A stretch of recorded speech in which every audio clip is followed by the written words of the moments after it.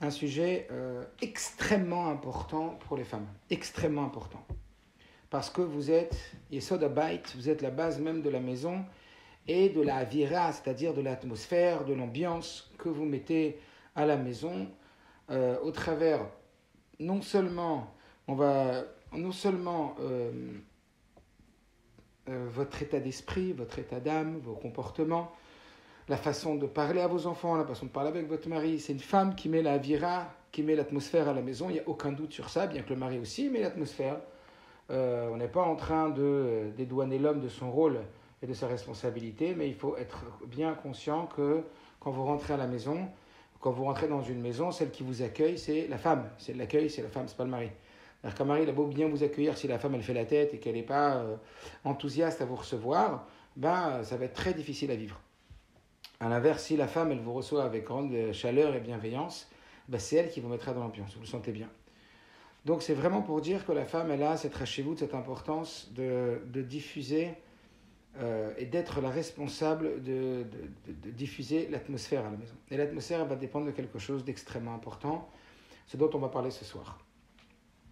De quoi on va parler ce soir? Comme le titre l'indique, qu'est-ce que vous savez de la providence divine? Alors, comment on va travailler? Comment on va réfléchir? On va réfléchir comme ça. 1. Définition de ce qu'est la providence divine. Deuxièmement, quelles sont les conséquences de la providence divine? Troisièmement, quelle est l'interférence entre la providence divine et le libre arbitre d'autrui? Et quatrième point, quelle est l'interférence qu'il y a entre le libre arbitre, entre la providence divine et son libre arbitre? Donc je répète, petit 1, définition, pour bien cadrer et ficeler les choses. Deuxième point, quelles sont les conséquences de la providence divine? Et troisième point, quelle est l'interférence entre la providence divine et le libre arbitre d'autrui? Et quelle est l'interférence, le quatrième point, entre la providence divine et mon libre arbitre? L'interférence entre mon libre arbitre et la providence divine. Alors, tout d'abord vous dire que c'est un sujet on ne peut plus d'actualité, parce que dans les nombreux propos que le Rabbi tient en 1991 sur la Géoula, les sikhot, les propos du Rabbi où il nous demandait vraiment de nous préparer à la Géoula, de faire tout ce que l'on peut pour se préparer à la Géoula, eh bien dans les sikhot d'après le 28 Nissan, le Rabbi nous explique quel est le travail qu'il y a à faire. On a déjà parlé de ça lorsqu'on s'est réunis le 28 Nissan. Et le Rabbi, dans la paracha de cette semaine de Hémor, il dit qu'un des travaux essentiels, qui va amener à la Géoula, une petite vache lema, à l'avenue du Mashiach, on y est presque, c'est de faire rentrer le Aleph de Alufo Shel Olam dans le Gola. C'est-à-dire d'amener le Aleph de Echad, le Aleph de Hachem, que Hachem c'est Aleph, et le faire rentrer dans la Gola, c'est-à-dire dans l'exil. Et ça donne la Géoula.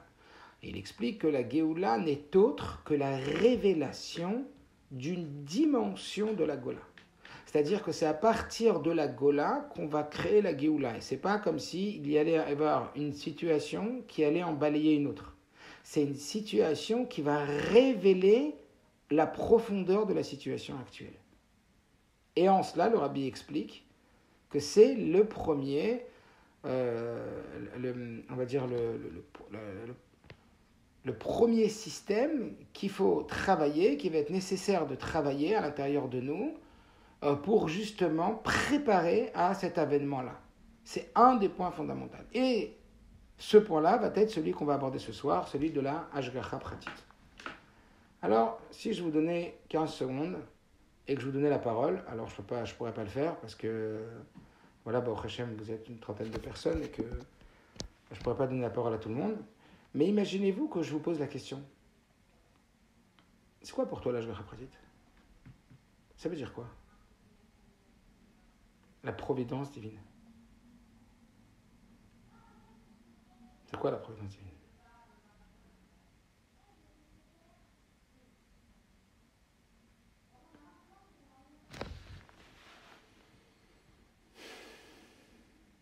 Puis est-ce que tu sais que c'est? Est-ce que tu y crois vraiment?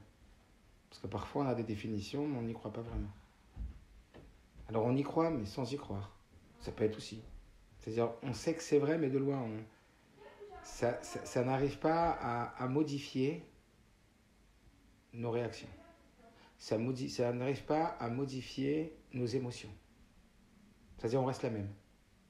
On reste le même, avec les mêmes émotions, on reste le même avec la même lecture mentale, bien qu'on sait que ça existe, la providence divine. C'est-à-dire, est-ce que cette connaissance t'a changé? Est-ce que cette connaissance, tu l'utilises pour vivre dans cette dimension? Parce que vous allez le voir, la providence divine, c'est véritablement une dimension. Une dimension. Une autre dimension. Ou plutôt la vraie dimension. Celle qui est voilée à nos yeux.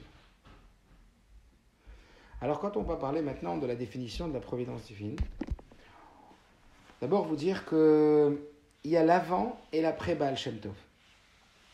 L'avant Baal Shem Tov, donc un petit peu de technique, et après on va descendre tout de suite dans le concret.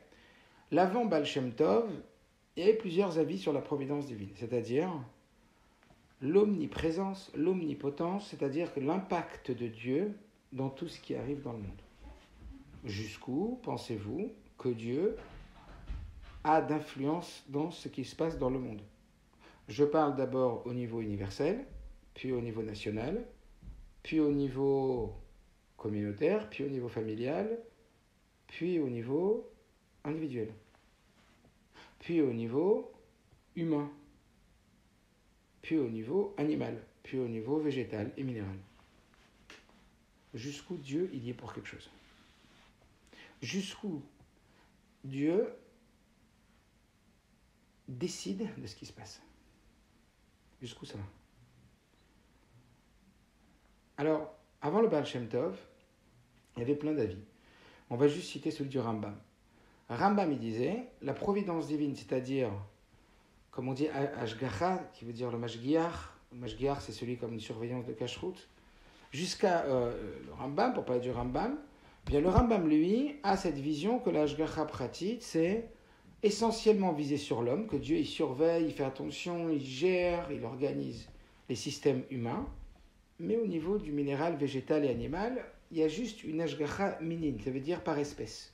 Si une espèce elle doit disparaître, si une espèce elle ne doit pas disparaître, si vous comprenez, donc c'est de façon générale sur les espèces, la providence, et sur l'humain individuel, sauf pour le rachat. Pas pour les gens qui sont mauvais, que pour les gens qui sont bons, Dieu il va avoir donc cette providence divine, ça veut dire cette vision, cette gestion, le fait que tout ce qui va se passer est en vérité dirigé par Akadosh Baruch Hu. Et ça va être un peu la vision du Rambam dans Moreh Nevuchim, le guide des égarés, etc. Et puis le Baal Shem Tov, il va arriver et il va dire quelque chose d'incroyable. Et qu'est-ce qu'il va dire? Il va dire non. Je vais te réexpliquer comment ça se passe la providence divine. C'est pas mon avis, c'est la vérité. La providence divine, quand il dit le Baal Shem Tov, il dévoile ce qu'il a vu. Et donc aujourd'hui, si vous voulez, le rabbi il a mis le tampon, tout le monde a mis le tampon, donc c'est le Emet absolu. La providence divine, c'est le fait que tout ce qui se passe sur Terre, tout ce qui se passe, émane de la décision divine et uniquement de la décision divine. Tout ce qui se passe sur Terre, vous écoutez bien, émane de la décision divine, provient de la décision divine. Tout. Jusqu'à même une feuille qui tombe d'un arbre et qui, dans son mouvement, danse dans l'air, jusqu'à se poser à un endroit, y compris les mouvements de la feuille et l'endroit précis de la position de la feuille, est orchestré par Akadosh Baruch Hu. Voilà ce que le Baal Shem Tov définit dans les limites de la providence divine.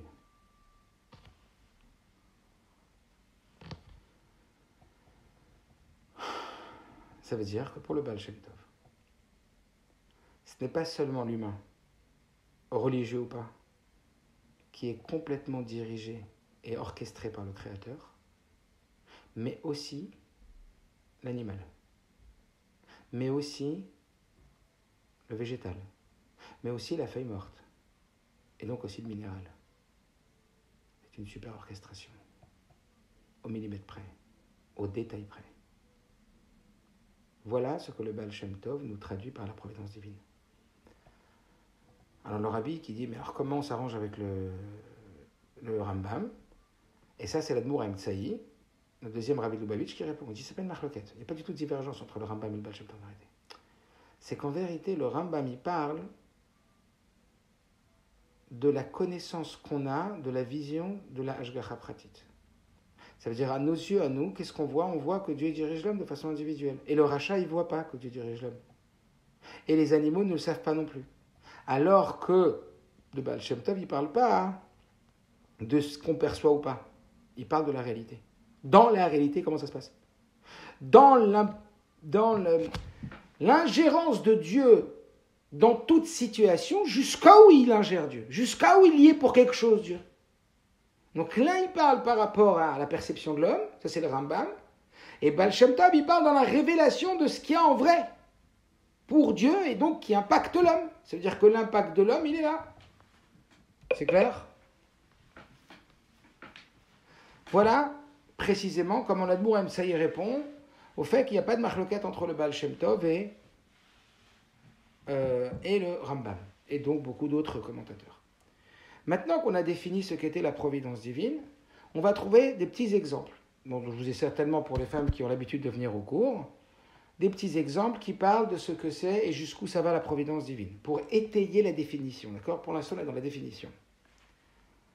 Premier exemple, qu'est-ce que ça veut dire? Première métaphore, qu'est-ce que ça veut dire la Hashgacha Pratit? Donc, je donne souvent cet exemple.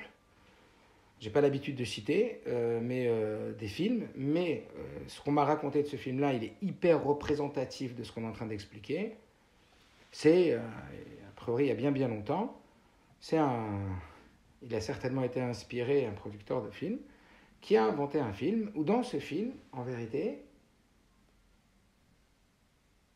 il y a un acteur. Écoutez bien. Cet acteur, lui, il ne sait pas qu'il est acteur. Et tout le reste des personnes qui l'entourent sont des acteurs. Mais lui ne sait pas qu'il est en train de jouer dans un film. Lui, il ne sait pas que tous les gens autour de lui sont des acteurs et qu'il est en vérité en train de vivre dans un immense studio.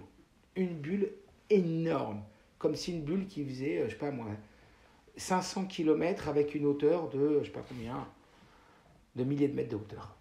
Et donc, il vit dans une bulle, il vit dans un studio d'enregistrement. Et en haut, il y a un producteur. Et toutes les personnes qui évoluent autour de lui sont en train de remplir un rôle. Et ils répondent à un scénario bien précis, y compris son meilleur ami, y compris ses cousins, y compris les élèves qui sont en classe avec lui. Je ne vais pas vous décrire toutes les scènes. Donc tous les élèves qui travaillent sur leur bureau, et lui qui travaille sur son bureau, en vérité, le seul qui travaille vraiment sur le bureau, c'est lui. Et tous les autres, c'est que des acteurs.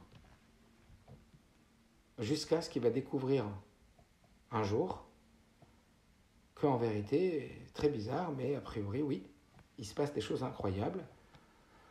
Puisqu'il est en voiture, il met sa radio sur l'onde, à l'époque, vous savez, les fréquences, il met sa radio sur l'onde, une onde qu'il n'a pas l'habitude de mettre, et il entend quelqu'un qui dit « Ah, il a mis son clignotant à droite ». Et lui, il a mis son clignotant à droite. Et comme il avait déjà eu des petites questions, parce qu'une fois, il avait vu un énorme projecteur tomber du ciel, alors que c'était le soleil, mais un projecteur énorme tombe du ciel. On lui avait mis la puce à l'oreille, on avait commencé à lui dire « Tu sais, quelqu'un qui l'avait beaucoup aimé, tu sais, imagine, tu vis un film, etc. » Et tous les États-Unis, ils suivaient cette série télévisée. L'États-Unis entière, donc c'était des millions et des millions. Bon, c'est là pour la petite histoire, ça. Et lui, il ne sait pas, en vérité. Et autour de lui, ben voilà, il entend une fois à la radio qu'il a mis son clignotant à droite. Alors il va à droite. Et après, il fait exprès d'aller à gauche pour voir si on va le dire. Ah oui, il va à gauche. Et il entend à la radio qu'on dit il va à gauche. Donc il est traqué. Donc il se pose des questions. Et imaginez ce film-là. Et imaginez que le film, ce soit la réalité. Et imaginez que ce que je suis en train de vous décrire, c'est la Hashgacha Pratit. Et imaginez que là où vous vivez, c'est une énorme bulle. Et cette bulle, elle est dirigée par un producteur unique. Et imaginez que ce producteur unique, il s'appelle Akadosh Baruch Hu. Et imaginez que c'est lui qui décide, au micro-détail près, tout ce qui t'arrive dans ta vie. Jusqu'à qu'un détail anodin d'une feuille d'un arbre qui tomberait par terre a été choisi par le producteur et que le vent et que la force du vent a été en vérité produite par le producteur par un ventilateur qu'on ne verrait pas dans la scène. Vous savez, comme il y a dans des stades de foot où il n'y a pas de vent, ils mettent des ventilateurs à côté des drapeaux pour qu'ils flottent. Donc ça voudrait dire que le vent, c'est lui aussi. Que c'est lui qui fait souffler le vent. Et c'est lui qui décide de la température, c'est lui qui décide de tout. Et qu'en vérité, tu vis dans une grande bulle. Et dans cette grande bulle, tout ce qui se passe, c'est lui qui décide. C'est, je pense, la meilleure représentation que j'ai entendue de ma vie sur la providence divine telle que le Baal Hashem Tov l'a décrit. À tel point, et ça va tout de suite, après nous amener aux interférences avec le libre arbitre, que le Baal Shem Tov il dit, que le Rabbi Shem Tov Ber dit, que lorsque on reçoit une claque d'une personne, quelle qu'elle soit, eh bien de lui en vouloir pour la claque qu'on a reçue est aussi stupide que d'en vouloir au parterre quand on tombe sur lui. Je me répète, d'en vouloir à une personne qui nous a mis une claque est aussi stupide que d'en vouloir au parterre quand tu tombes sur lui, tant le parterre, on ne va pas lui en vouloir parce qu'on sait qu'il n'est pas responsable. Celui qui est responsable, je ne sais pas, en tout cas c'est pas le parterre, parce qu'on l'a destitué de son libre arbitre. Alors le Rabbi Rachab va dire, et ça on va l'expliquer après, que sache que même l'autre n'a aucun libre arbitre sur toi. À tel point, tout ce qui se passe à l'extérieur de toi, et même à l'intérieur de toi, est complètement dirigé par le Créateur.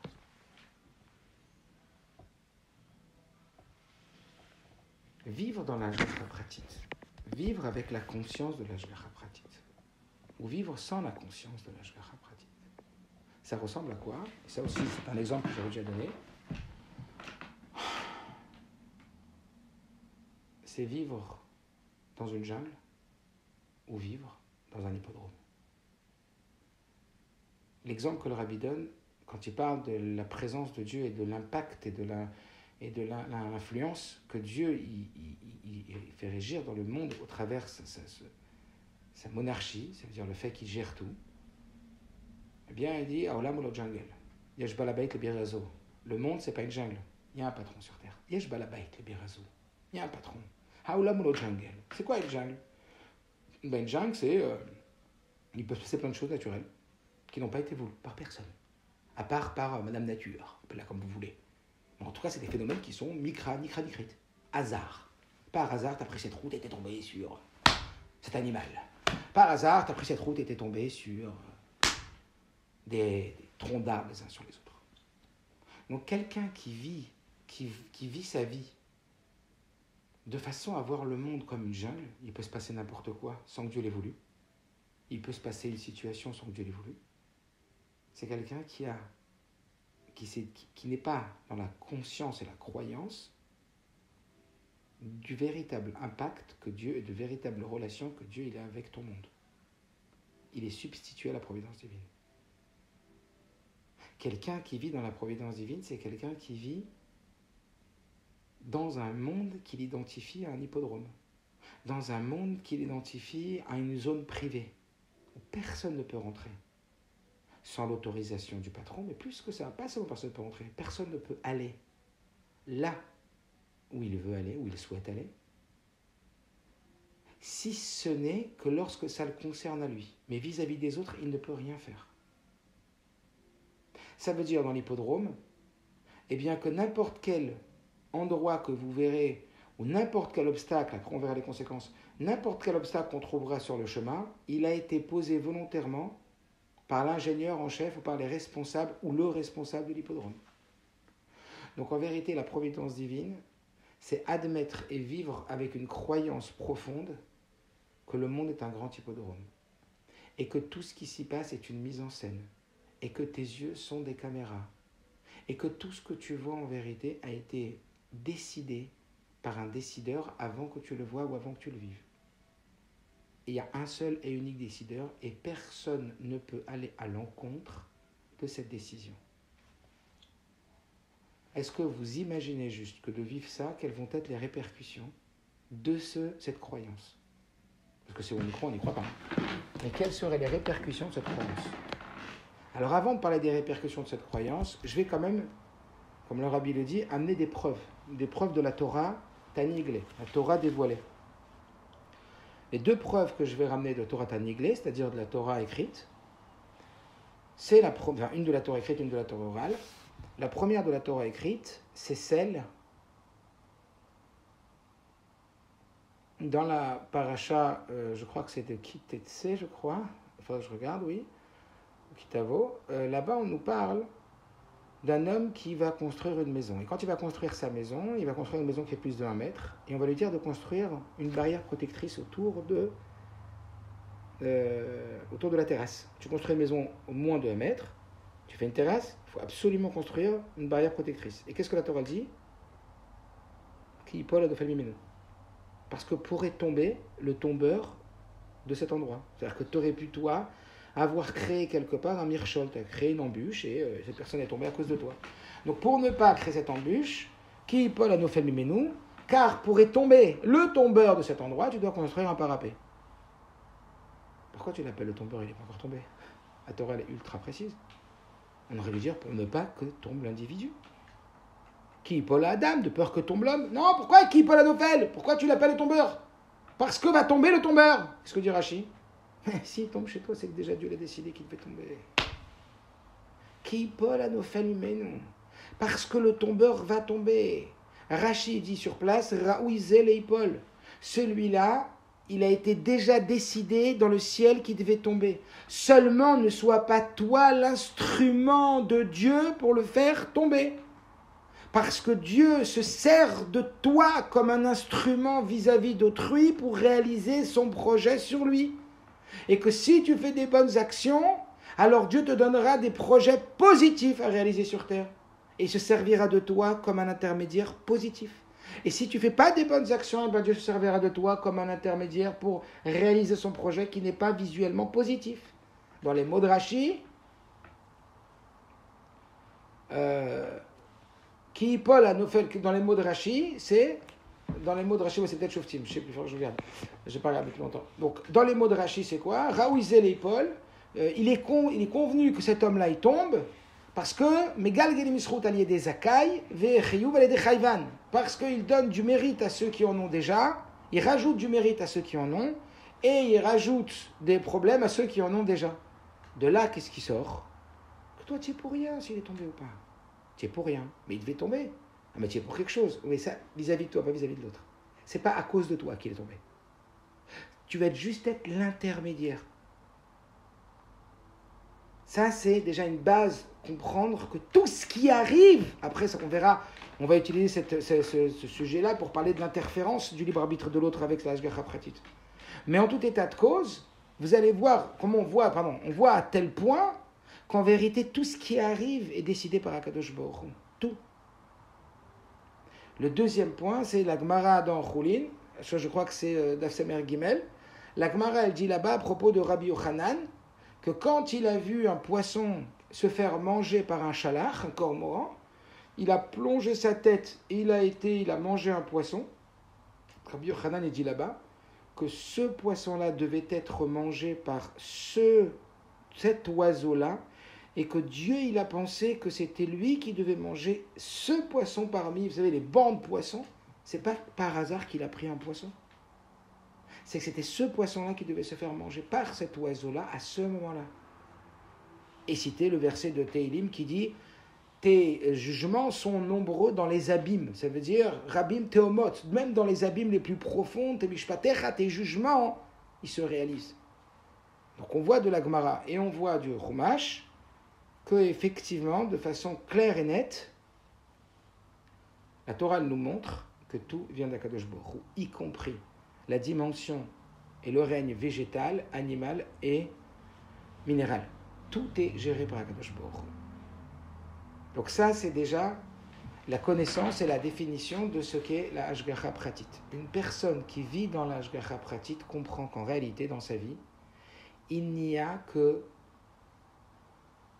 deux protagonistes, Akadosh Baruch Hu et lui-même. Et c'est tout.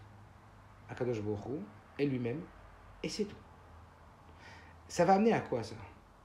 Qu'est-ce que ça va changer? qu'est-ce que ça va amener comme modification? Qu'est-ce que ça va changer dans ta vie de savoir ça?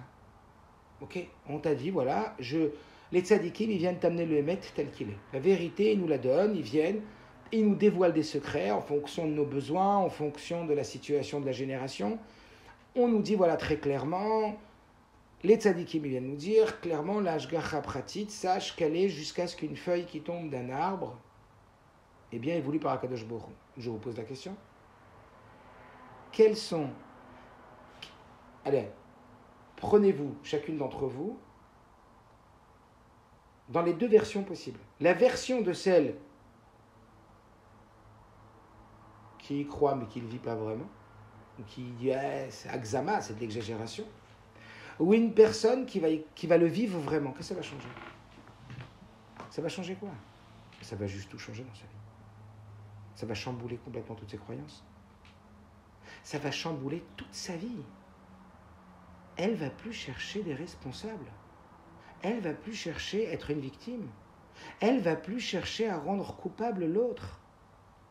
Elle va comprendre que tout ce qui lui arrive vient uniquement d'Akadosh Baruch Hu. Donc, si vous voulez, son comportement, il va être complètement modifié. Son comportement, il va être complètement modifié parce que maintenant, elle est consciente que tout ce qui est en train de lui arriver est une volonté divine. Et que comme Akadosh Baruch Hu, c'est Teva Tov Leativ, la nature du bien, c'est de faire du bien, et que Dieu, c'est notre Père, même si on ne le comprend pas et on ne le voit pas de façon révélée, tout ce qui nous arrive, c'est pour notre bien.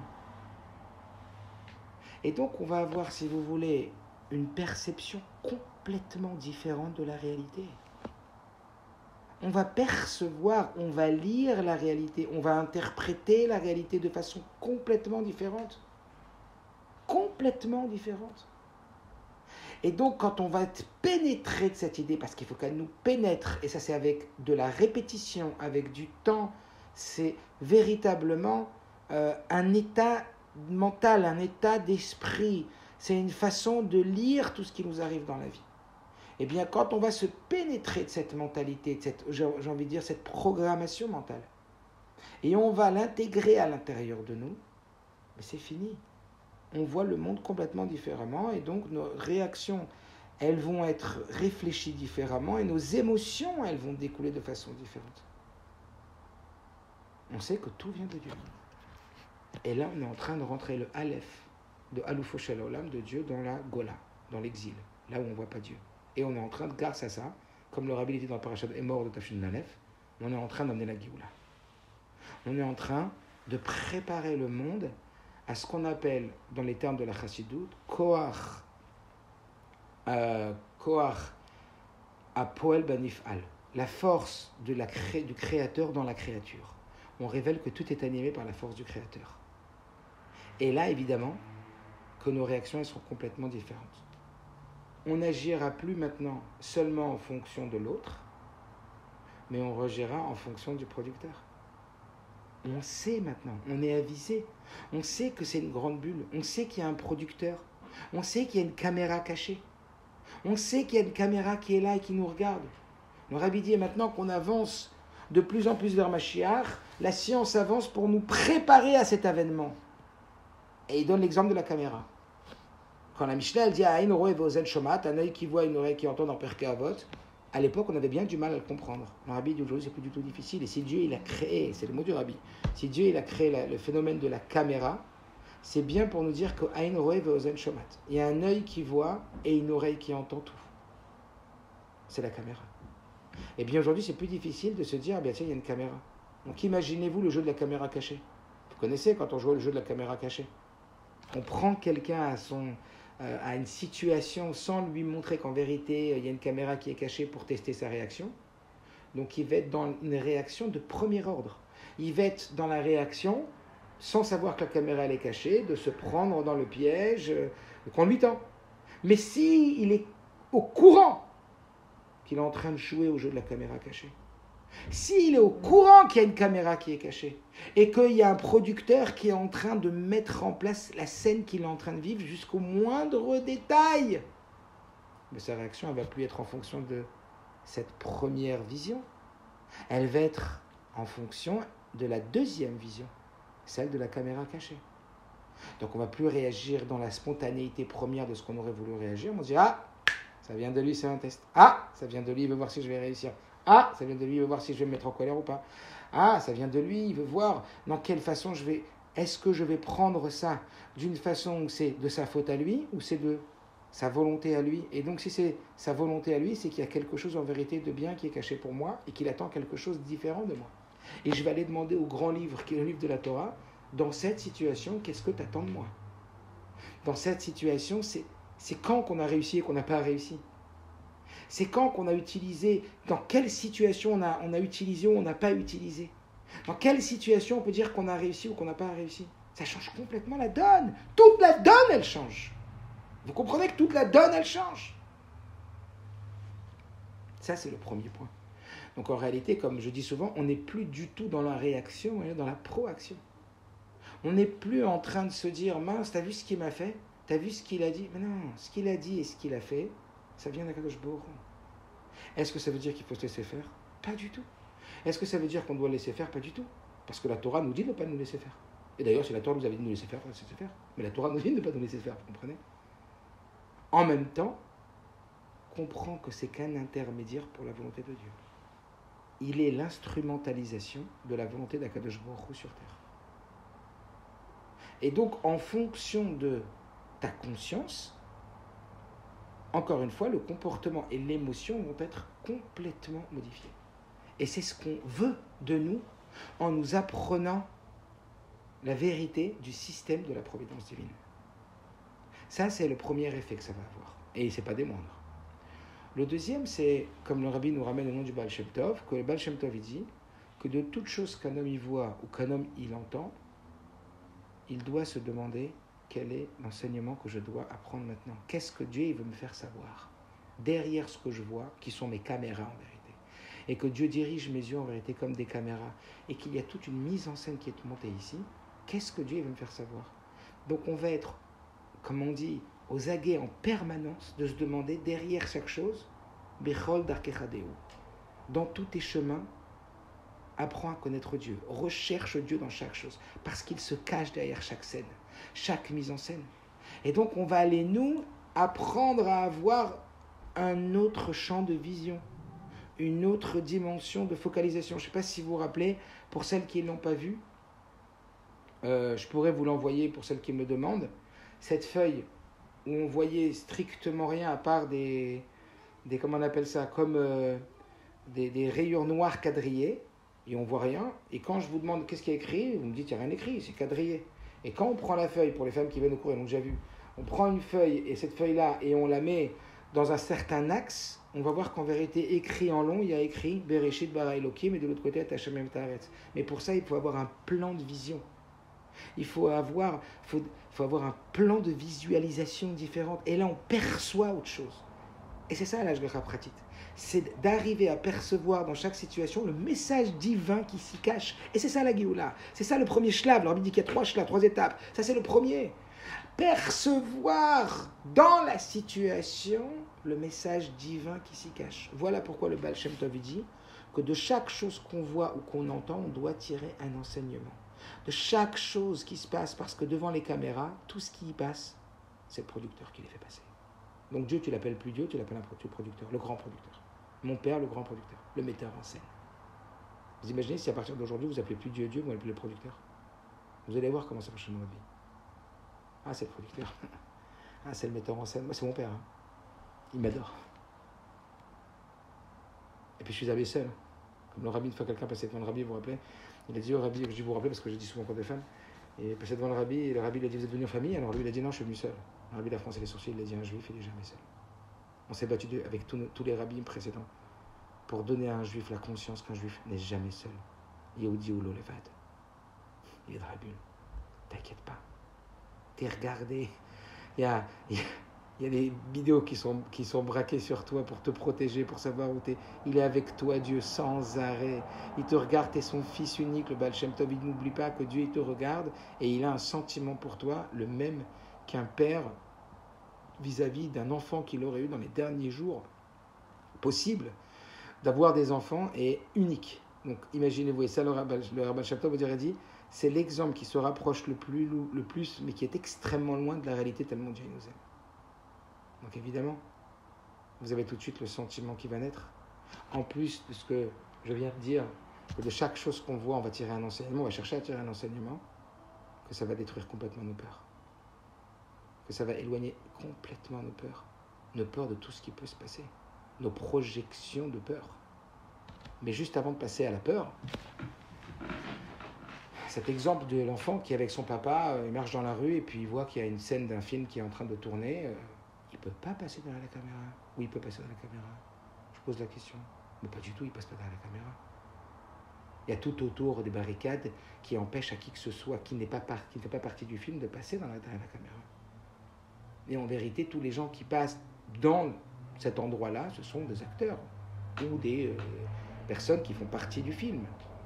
Et puis l'enfant, il regarde comme ça avec son père, voilà, ébahi, et puis au bout de 10 minutes, il rentre à la maison, et puis quand il rentre à la maison, il ouvre son ordinateur, il voit un film cachère, un film, un film d'acteur Froome, sur une histoire, et puis qu'est-ce qu'il voit? Il voit qu'il y a l'acteur principal en train de parler avec une autre personne, et puis derrière, bon, le gosse il a 10 ans, il a 9 ans, il a 8 ans, et puis derrière, il voit des gens qui marchent. Mais les gens qui marchent, ils ne tournent pas la tête. Alors l'enfant, il dit, son papa, je ne comprends pas. Pourquoi les gens qui sont ici, ils ne tournent pas la tête quand ils passent devant la caméra? On est d'accord que l'écran, en vérité, là où il tourne le film, c'est la caméra. Le père, il dit, waouh, Khamata, t'es un Kham, t'as compris? Il dit, bah oui, c'est très bien que le grand écran, c'est la caméra. Mais derrière la caméra, les gens, quand ils passaient, ils tournaient la tête pour regarder. Pourquoi ces gens qui passent, ils ne tournent pas la tête? Alors le père, il lui dit, très très intelligent. Il lui dit, c'est parce que, en vérité, tous les gens qui passent derrière ces acteurs principaux, eh bien, font partie du film, sont des acteurs. Ils vont avoir une rémunération, et ils ont été maquillés, ils ont été habillés. Personne ne passe derrière la caméra si le producteur ne l'a pas décidé. Rappelez-vous de cette phrase.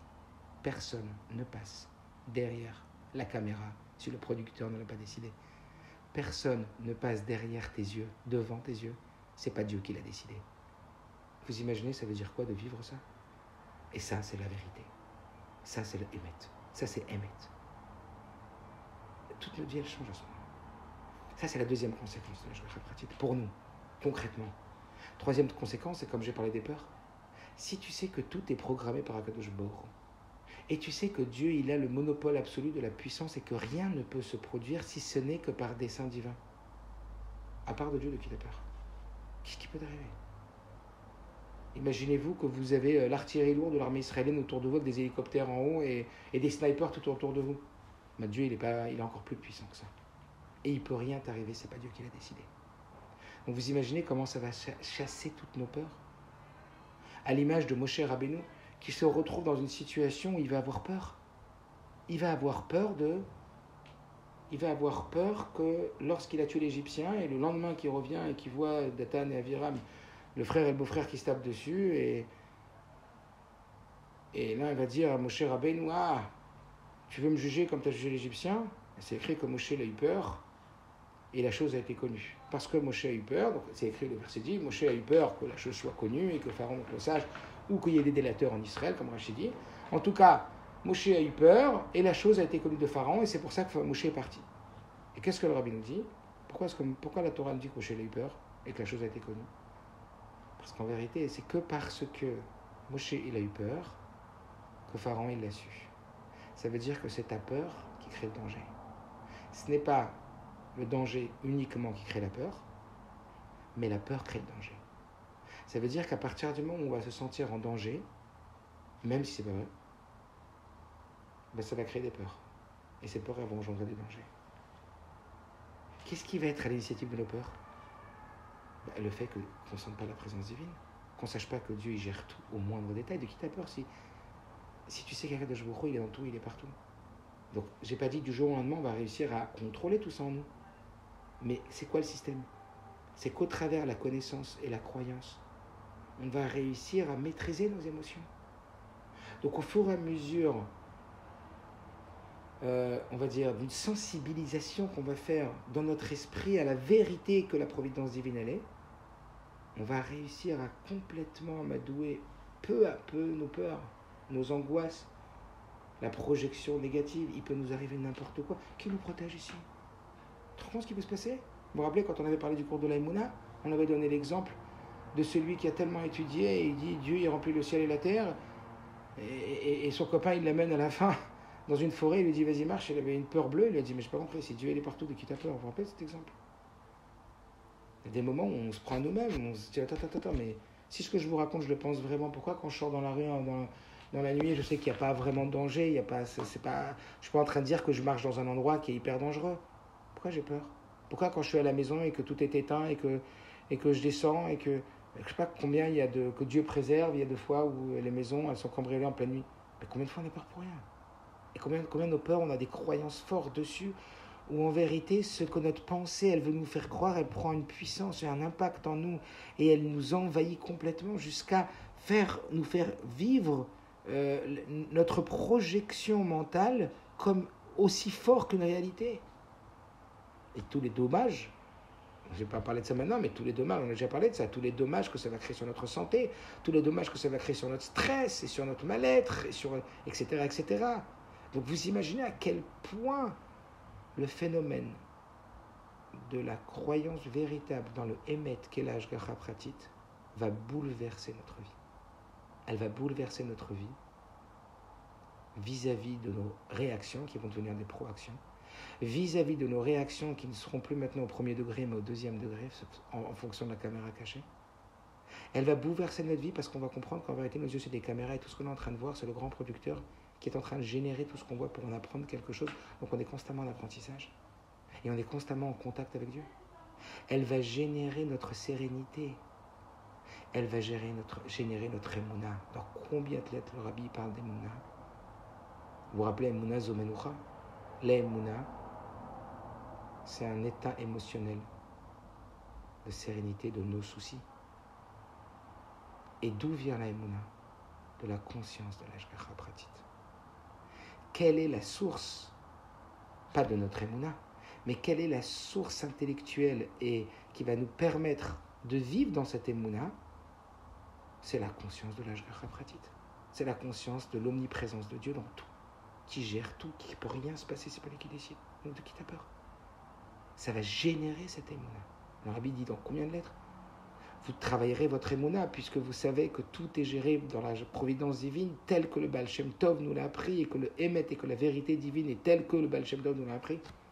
Ça change tout. Après tu peux le savoir, c'est peut-être le 35e cours que tu écoutes là-dessus. Mais tant que tu ne l'as pas pratiqué, tant que tu ne te l'es pas répété, tant que tu ne t'es pas vraiment interpellé, dis-moi, c'est la discussion interne, tu crois vraiment à ce qu'il dit là, Youssef? Dis-moi, tu crois vraiment? Je peux regarder les textes. D'accord, mais à tel point, c'est émet ou pas? Encore une fois, dans le émet, il n'y a pas de demi-mesure, ou c'est vrai ou c'est faux. Rabbi explique que dans plein de domaines, il peut y avoir des demi-mesures. Après des chaussures, des demi-mesures, des couleurs, des demi-mesures. Mais dans la vérité, il n'y a pas de demi-mesure, ou c'est vrai ou c'est faux. Dès que c'est plus vrai, c'est faux. On tombe dans le faux dès qu'on sort du vrai. Est-ce que vous comprenez? Donc, ou ce que le Rabbi, ce que le Baal Shem Tov nous raconte, c'est vrai, tous les rabbis et tous les tzadikim, ou c'est faux? C'est vrai. Waouh! Si c'est vrai, ça, waouh! Un grand coup de vent. Un grand coup de soleil.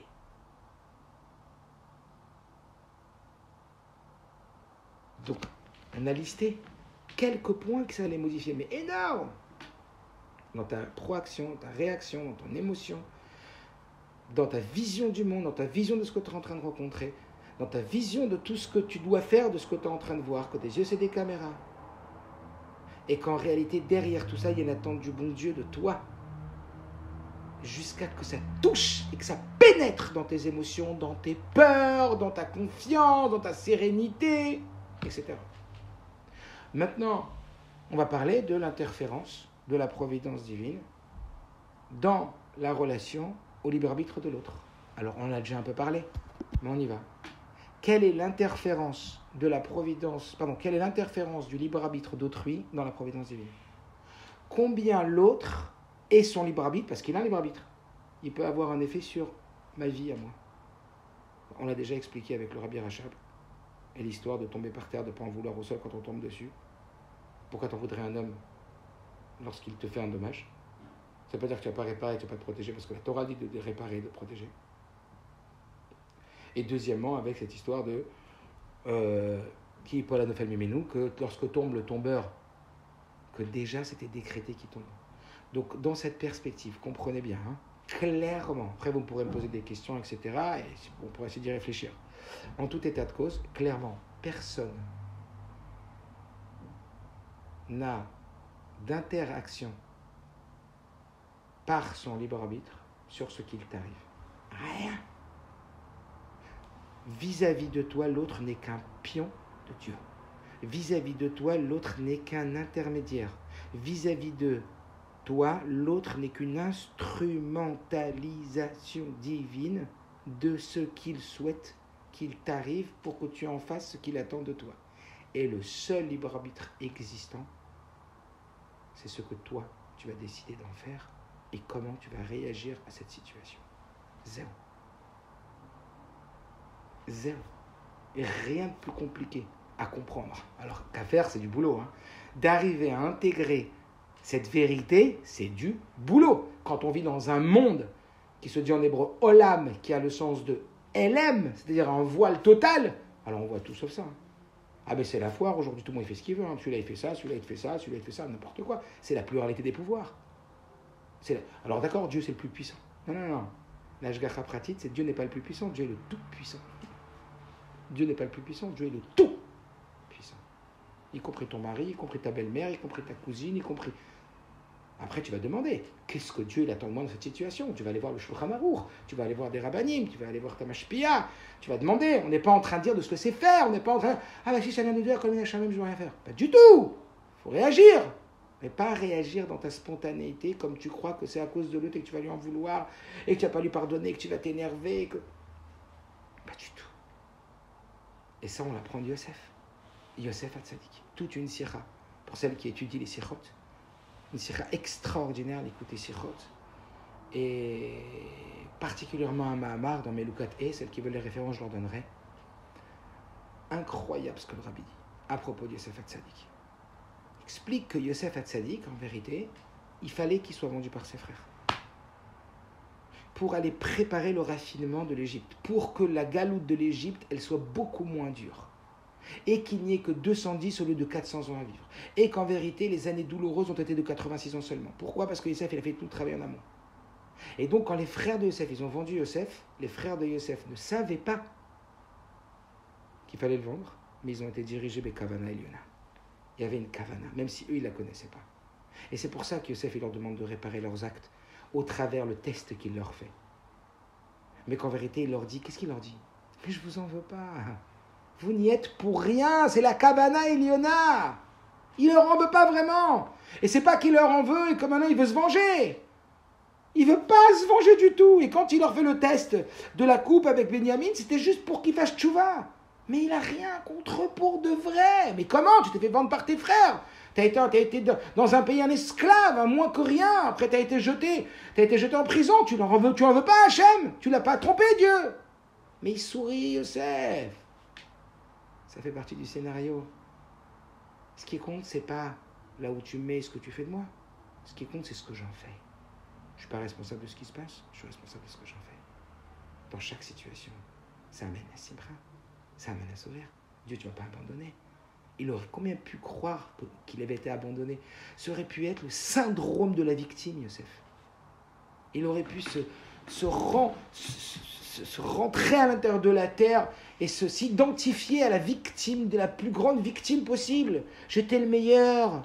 J'étais extraordinaire. Mon père, j'étais son préféré. Mes frères, ils ont été jaloux. T'as vu à cause de leur jalousie? Ils m'ont vendu. Ils m'ont mis dans un puits. Ils ont voulu me tuer. Après, ils ont mis dans un puits. Après, ils m'ont vendu comme un esclave. Après, regardez, c'est la Torah. Je ne suis pas en train de vous inventer. Et après, je suis arrivé chez Potiphar. Et t'as vu, je suis un pauvre esclave? Pas du tout. On est arrivé chez Potiphar, il est devenu le patron de chez Potiphar. Il a rebondi immédiatement. Tout ce qui se passe. Et c'est ce qu'il va dire à ses frères. Et ensuite, quand même, il ne va pas trahir Dieu, il va prendre 12 ans de prison. Et il ne va pas l'interpréter comme un rejet divin. Il va l'interpréter comme une mission divine. Et il va dire, à moi de jouer. Et quand ses frères, ils vont enterrer leur père, bien qu'il n'y a pas eu, etc., d'oraison funèbre et qu'Yaakov Avinu le mette, mais quand il y a eu tout le process, les frères ils vont venir dire, tu sais, papa, il a dit, je t'en supplie, nous en veux pas. Papa, il a dit qu'il ne fallait pas que tu lui fasses du mal. On est désolé de t'avoir vendu, on est désolé, gens des princes d'Égypte, maintenant on est désolé. Vous n'avez pas compris que vous n'y êtes pour rien, pour de vrai. Vous avez compris que vous êtes dans la main de Dieu. Il n'y a personne qui peut faire quelque chose sur moi. C'est pas Dieu qui décide. Encore une fois, je sais que je me répète, mais je ne sais pas si vous vous rappelez de cette histoire des gens dans l'acclimatation où on laisse à un enfant le volant. Vous savez, des voitures anciennes. Pourquoi on lui laisse le volant? Parce qu'en dessous, il y a des rails. Amechin mitzadega, vers Dieu, il dirige les pas de l'homme. Mais Dieu, il nous dirige complètement. Non seulement il dirige les autres, mais nous, il nous dirige aussi. Dans ce qui nous arrive, où on va, la providence divine, là où elle nous amène. Mais par contre, ce qu'on fait, il ne nous dirige pas. Le seul libre arbitre, c'est le mien, le vôtre. Mais vis-à-vis de vous, pas vis-à-vis des autres. Vous imaginez la puissance de Dieu, la complexité de la structure de Dieu. Que Dieu, en vérité, il fait marcher des libres arbitres les uns sur les autres en s'en servant pour dresser les messages l'un à l'autre sans qu'il y ait une interférence de libre arbitre l'un sur l'autre et sans que ça enlève 1/1000e de providence divine dans ce qui arrive tout en laissant à chacun libre arbitre de son choix. Vous imaginez, c'est honteux de dire ça, mais vous imaginez le logiciel que Dieu utilise. Vous imaginez et c'est les maîtres. Maintenant, toute la question, c'est qu'est-ce que je vais en faire? Mais alors là, j'imagine que vous devez avoir une tonne de réponses. Je vais arrêter de me victimiser ni vis-à-vis des hommes, ni vis-à-vis de Dieu. Je commence à prendre mes responsabilités. Je commence à comprendre que Dieu est même et qu'à moi de jouer. Mais en tout cas, il n'y a pas d'interférence entre la providence divine et le libre arbitre de qui que ce soit. Tous les autres dans ma vie ne sont que des acteurs qui sont mis en scène par un producteur qui écrit les scénarios. Ça, c'est l'Ashlecha Pratit. Ça, c'est vivre un juif de l'Ashlecha Pratit, du Hémet. Et c'est quand ma chère va venir, on va voir tout ça. Et le rabbi nous dit, je vous balance un scoop. Je vous sors l'info. Pour que vous prépariez ma chère. Donc je veux que vous comportiez selon les indices et selon les informations secrètes pour lesquelles tous les rabbis, ils ont été mis en prison et ils ont souffert pour qu'on ait ces perles précieuses, ces diamants, ces lumières, ces secrets, ces clés, pour qu'on ait un comportement qui correspond à cette croyance et que grâce à ça, on amène le Aleph de Alufo Shel Olam, du maître du monde, dans la Gola. Vous avez vu comment on rentre le Aleph dans la Gola quand on vit comme ça? Ça, c'est rentrer en vérité dans toutes les dimensions la présence de Dieu. Il n'y a plus personne. On comprend maintenant que pour le Rabbi Rach avait dit que quand on en veut à quelqu'un qui nous a mis une claque, c'est aussi stupide que d'en vouloir au parterre quand tu tombes sur lui. Tu veux arrêter de t'attaquer aux autres et d'être une victime? Tu n'as à en vouloir à personne. Tu dois te protéger, bien sûr, la Torah dit te protège. Si tu as fait un dommage, tu dois te rembourser, bien sûr. Mais il est hors de question de croire qu'il y a un pouvoir autre que Dieu sur terre. Et ça va être tout mon travail de digestion, d'apprentissage, de répétition, de pratique, jusqu'à le rentrer dans mes émotions, jusqu'à ce que je vais sentir qu'en me le répétant, parce que c'est la répétition qui crée la transformation, je vais le rentrer à l'intérieur de moi. Et je vais arriver à créer des émotions qui sont conformes à cette vision, à cette dimension. C'est une dimension, la providence divine. Et le monde a comme rôle de nous voiler cette dimension. Monde Olam qui veut dire Elem. Et notre rôle, c'est de lever ce voile. On imagine que Yosef, il leur a dit, vous n'avez pas compris, j'ai aucun problème avec vous. Comment il leur dit, Yosef? Mais vous n'avez pas compris que c'était un projet divin?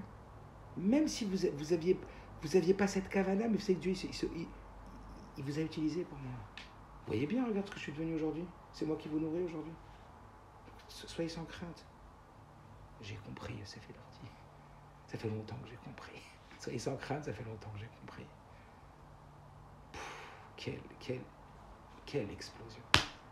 Et le Télim, comme le Rabbi nous dit, Yosef, on est comme des troupeaux de Yosef. Ça veut dire qu'en vérité, en nous, on a cette dimension, et à nous de la travailler, cette dimension. Maintenant, le dernier point, c'est l'interférence de notre libre arbitre vis-à-vis de la providence divine. Oh, ça c'est un très gros point.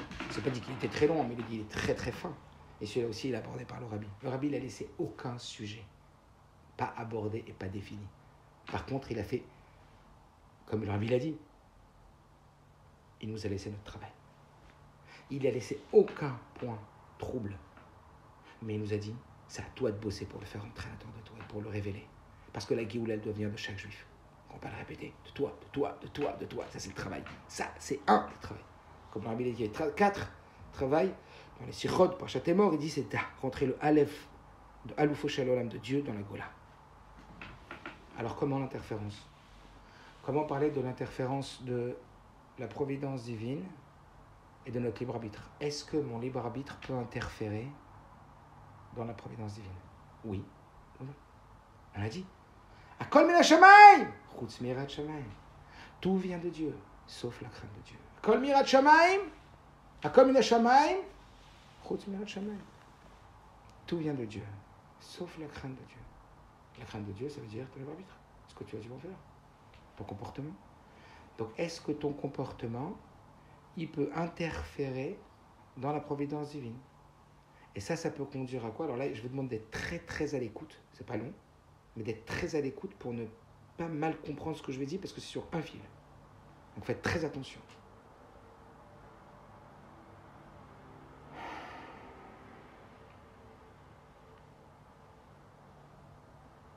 Le point, c'est quoi?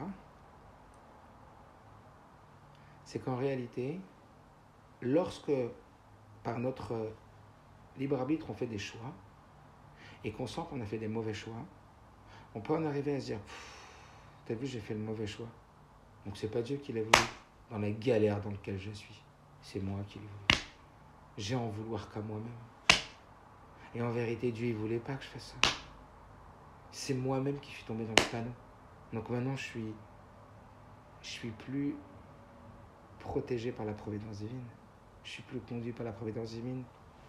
Je suis sorti de la route. Je suis sorti des rails. J'ai déraillé.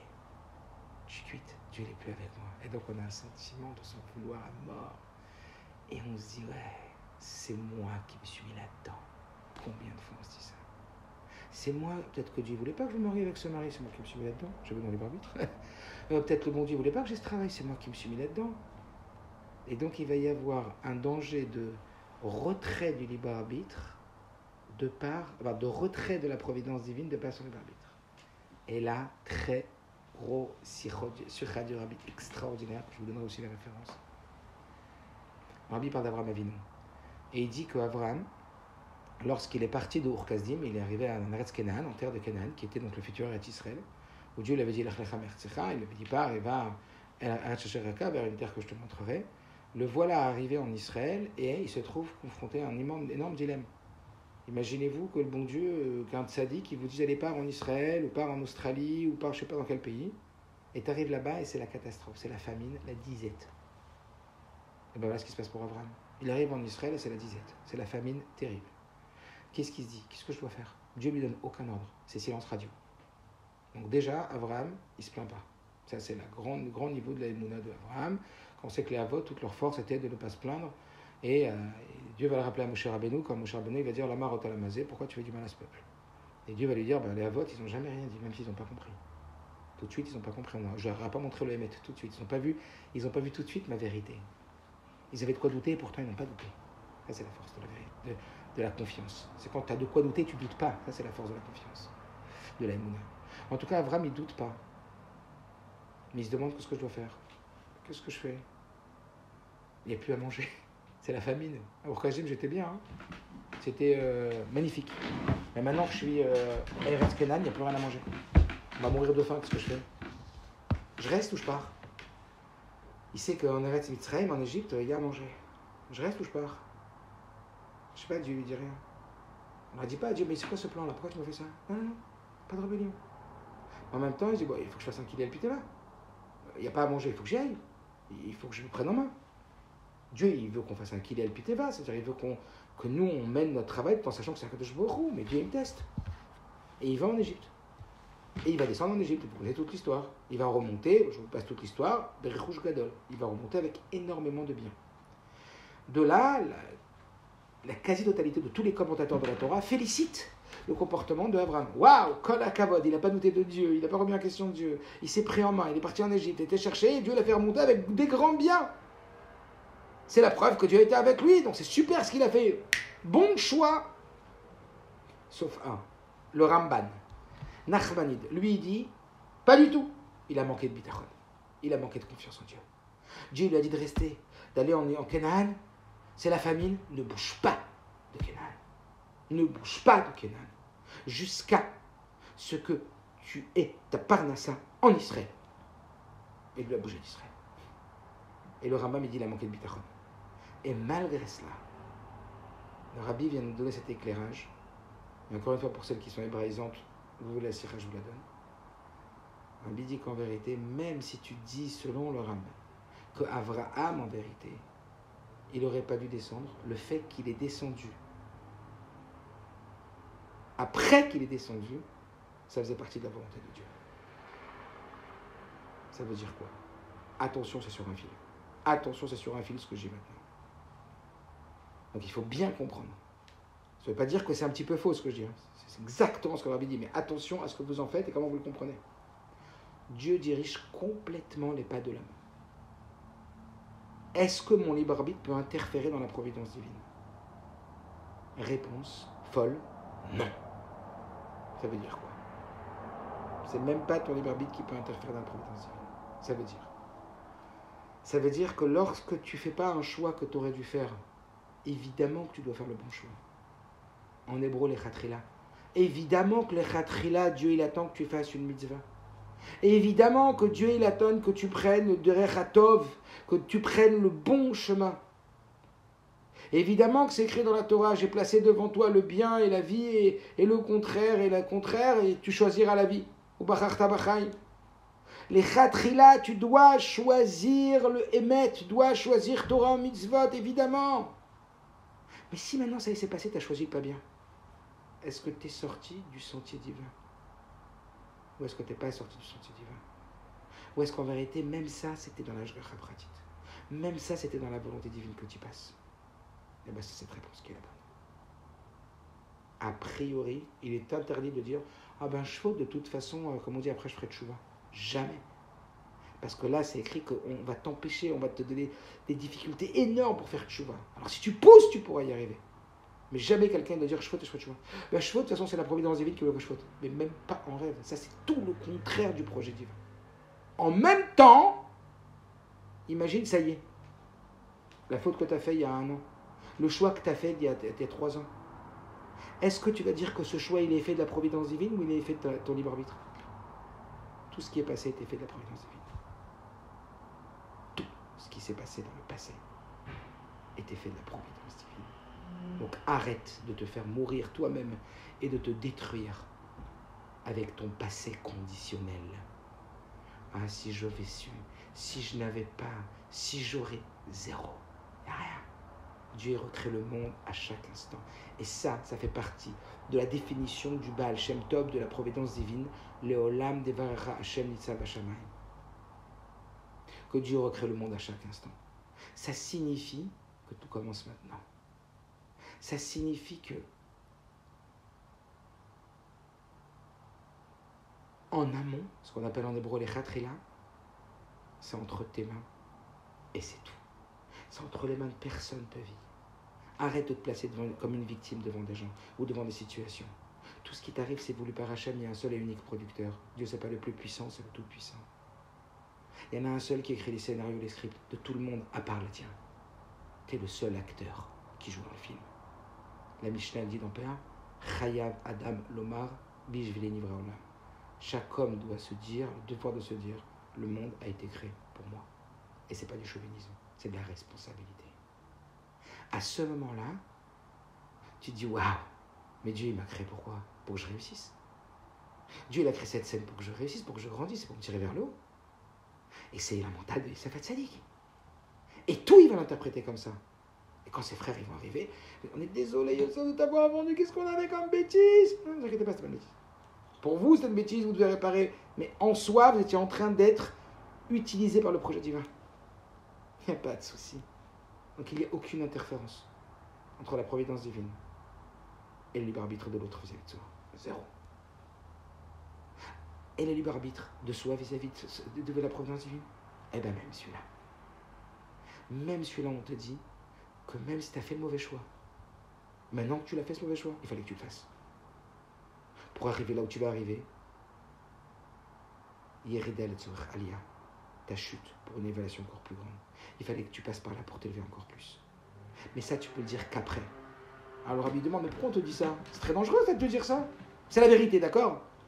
Mais c'est très dangereux. Alors, qu'on te dise que tout y vient de Dieu, sauf ta décision à toi, comment tu vas le lire au premier plan ou au deuxième plan, la caméra cachée, les peurs, pas les peurs, la présence divine, pas la présence, est-ce que tu le dis ou est-ce que tu le vis? Est-ce que c'est ancré en toi? Est-ce que tu fais le travail au quotidien jusqu'à ce qu'il soit pénétré et que ça soit imprégné en toi et que tu vois le monde dans une autre dimension, que tu fais rentrer le Aleph de Aloufo Shel Haolam dans la Gola et que tu es en train de vivre la Géoula? Et tu es en train, grâce à ça, d'amener la grande Géoula. Quand le Rabbi dit, quand tu vis une Géoula par semaine, tu as une Géoula Klalit. Et donc tu souris, tu es Simcha, et tu travailles sur ça, c'est que tout vient de Dieu, donc c'est pour ton bien, parce que c'est ton Père qui t'aime plus que tout, etc. Donc ça, j'ai compris pourquoi il me dit qu'en vérité, il n'y a pas d'interférence avec la providence divine. Tout individu, ou tout animal, ou toute situation, même une feuille qui tombe. J'ai compris que c'était une instrumentalisation divine pour moi. J'ai compris que monsieur, c'est des caméras. J'ai compris qu'une feuille qui tombe d'un arbre, c'est Akadosh Baruch Hu. Mais pourquoi tu me fais savoir que même quand je fais des bêtises, c'est toi qui as voulu que je les fasse, ces bêtises? A posteriori, c'est-à-dire que tu as voulu, tu n'as pas voulu que je fasse la vera. Évidemment, on m'avait dit, c'est évident que tu n'as pas voulu. Mais dans ta providence divine, dans ton chemin, il fallait que tu passes par là. Exactement comme le Rabbi dit sur le Ramban à propos d'Avraham Avinu. Il dit, pourquoi Dieu te fait savoir ça? Pourquoi Dieu te fait savoir, a posteriori, que ce que tu as fait comme choix, en vérité, il fallait que tu le fasses? Le Rabbi dit clair, c'est énorme. Et c'est pas une vente ou un moyen de nous faire plaisir et de ne pas nous faire de la peine et de nous dire des choses pour nous cajoler en nous cachant la vérité. Pas du tout. C'est parce que c'est la stricte vérité, parce que tout ce que le Rabbi dit, c'est la stricte vérité. Et il n'y a pas plus de vérité que ce que le Rabbi dit et que ce que la Torah dit. C'est la pure vérité. Seulement, c'est pas parce qu'on ne la voit pas comme la vérité qu'elle n'est pas la vérité. La vérité, c'est la Torah qui émet.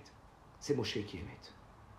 Et qu'est-ce qu'il nous dit le Rabbi? Vous savez pourquoi Dieu il nous fait savoir a posteriori que ça faisait partie du chemin? Pourquoi tu as besoin de savoir? Ok, ça faisait partie du chemin, mais c'est dangereux. Parce que si tu me dis ça, la prochaine fois, je dirai, ah bon, j'ai fait une bêtise, Dieu le voulait. C'est très dangereux, ça. Donc pourquoi tu me dis ça? C'est vrai a posteriori, pas a priori. Aucune faute, sinon il n'y aurait plus de salaire et plus de punition. Sinon il n'y aurait plus du tout de dimension de libre arbitre. Si tu dis que Dieu l'a tout dirigé, non. Mais Dieu, il sait très bien ce que tu vas faire sans influencer sur toi et te laisser complètement libre arbitre. C'est pour ça qu'il y aura le salaire ou il y aura le contraire du salaire. Donc clair et net, il n'y aura que le salaire si Dieu veut. Mais clair et net, il y a un vrai libre arbitre de l'homme. Et Dieu n'interfère pas. Le Rabbi donne l'exemple, c'est comme si un prophète ou un homme sage à l'autre bout de la planète, il sait ce que tu vas faire sans interférer sur toi, sans t'appeler au téléphone, sans te dire tu vas faire ça. Il n'a aucune influence, même s'il sait déjà ce qui va se passer en 2048, il n'a aucune influence sur toi, même toi aujourd'hui. C'est comme ça la vérité. Donc pourquoi tu me fais savoir en vérité alors que tu savais déjà que ça faisait partie encore de mon chemin, que je devais emprunter de ce qui s'est passé dans ma vie? Pourquoi tu as besoin de me le faire? Qu'est-ce que je vais gagner à cette yédia? Cette connaissance, ça va m'amener quoi en plus dans ma vie?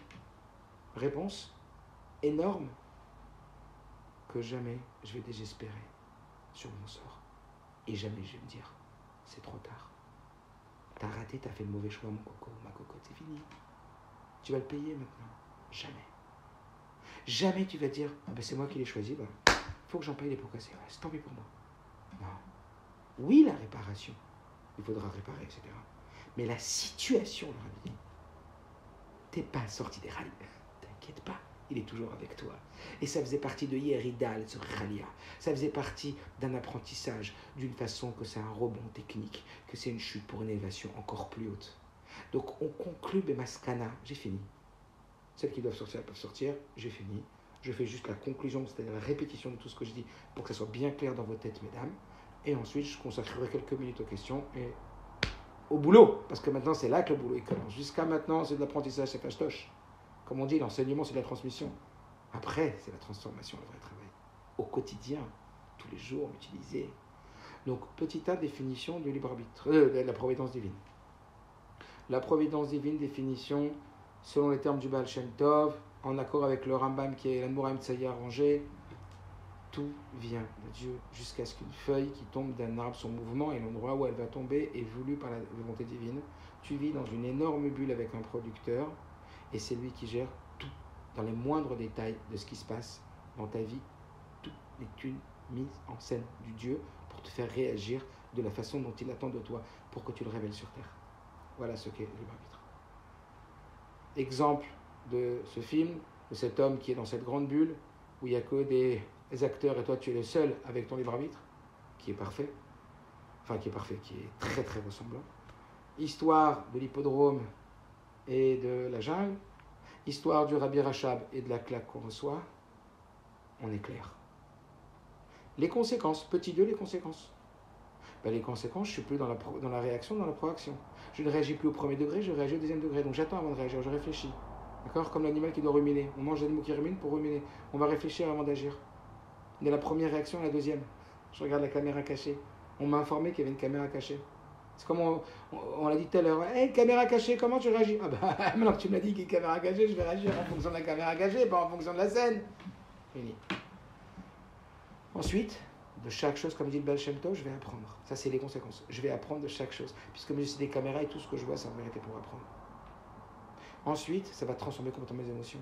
Comment tu veux que j'ai peur si je sais que Dieu est partout ? C'est lui qui gère tout. Même un animal. C'est lui tout. Donc je vais chercher mes peurs. Et ça va entraîner quoi de chasser ses peurs ? Ça va chasser le danger. Puisque c'est la peur qui entraîne le danger, pas seulement le danger qui entraîne la peur, rappelez-vous avec Moshe Rabbeinu. Donc quand tu vas plus avoir peur, tu vas changer la suite de l'histoire. Note claire du Rabbi, Dieu attend de voir la réaction de l'homme pour décider ce qu'il va faire. Donc quand il voit l'homme qui a peur, ça peut enlever le danger. Quand l'homme n'a pas peur, ça va enlever le danger. Donc ce n'est plus que le danger qui crée la peur, mais la peur crée le danger. Et donc quand toi tu sais qu'il y a Dieu et que c'est lui qui gère tout, ça va effondrer tes peurs. Et ça va donc éloigner le danger. Waouh! Troisième point, l'interférence entre le libre arbitre des autres et la providence divine. Nul. Zéro libre arbitre. Tout individu qui, Paul Anofel Mimenu, tout individu n'est utilisé pour toi uniquement comme son intermédiaire et son instrumentalisation. Donc les deux seuls protagonistes dans ta vie, c'est Dieu et toi. Donc cherche pas ailleurs. Et si tu cherches ailleurs, c'est pour tirer les enseignements et apprendre ce que Dieu veut de toi. Et évidemment, être besimcha. Ça c'est le point aussi que on a développé, mais que j'ai pas dit dans les conséquences. Évidemment, quand la Shvera pratique, ça fait que tu es avec Dieu sans arrêt dès qu'il t'a peur. Mon berger est avec moi, le rabbi dit, mais comment vous pouvez me dire que vous n'êtes pas dans la simcha ? Dieu, il est constamment avec toi. Imagine le rabbi qui est constamment avec vous, le rabbi qui est à vos côtés du matin au soir. Et ensuite, l'influence, donc c'est toujours besimcha. C'est quand une fois on a demandé au rabbi, comment est-ce que le rabbi, dans quel savoir il est, dans quel état émotionnel le rabbi est ? Le rabbi a répondu, le rabbi est toujours très joyeux. Bah oui, il est avec Dieu. T'imagines, t'es avec Dieu tout le temps. T'es avec le rabbi tout le temps, imagine ta joie. Alors, on est Dieu, là. C'est un travail, un vrai travail. Parce que c'est vrai. Est-ce que c'est vrai ? Parce que c'est vrai. Pas est-ce que, parce que... Et enfin, dernier point, l'interférence de ton libre arbitre sur la providence divine. Est-ce que parce que tu as déraillé, tu as quitté la providence divine et maintenant tu te dis, c'est moi, c'est de ma faute, non, je suis vite. Pas du tout. A priori, Dieu, il attend de toi que tu fasses sa volonté. Et oui, il y a un vrai libre arbitre, comme on l'a expliqué dans la relation entre Dieu et nous, qui nous laisse vraiment libre arbitre, même si c'est ce que je vais faire. Il n'empêche que même après coup, ce qui a été fait, ça faisait partie du chemin que tu devais emprunter. Pas dans la situation. Donc en vérité, la conséquence, elle était dans les tuyaux. Donc ne te dis pas que le matzav il est à vous. Ne dis pas que c'est youch. Ne dis pas que tu n'es plus dans le chemin. Tu es encore dans le chemin. Tu es encore dans le chemin de devoir maintenant transformer tes sdolotes en srouillottes. Tes fautes en mérites. Dis-toi que Dieu renouvelle le monde à chaque instant. Donc si tu es passé par là, c'est parce que Dieu attend que tu sois un Baal Tshuva. Et à l'endroit où un Baal Tshuva il se tient, même un tzaddik peut se tenir. C'est lui qui va amener la Géoula. J'en ai fini.